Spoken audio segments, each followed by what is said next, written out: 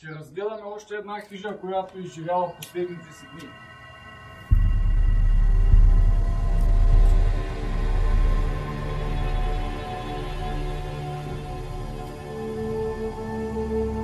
Опасността тук дебне както отгоре, така и отдолу.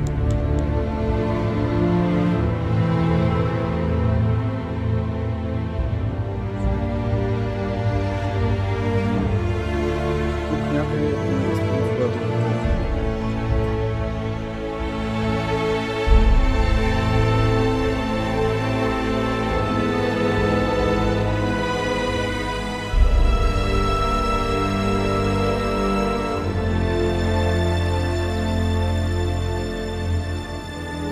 задната част на хижата.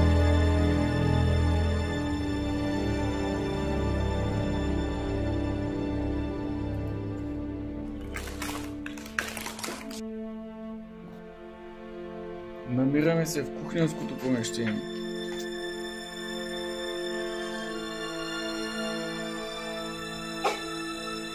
Вероятно помещение за игра. Това дърво е намерило живот там, където властва смъртта.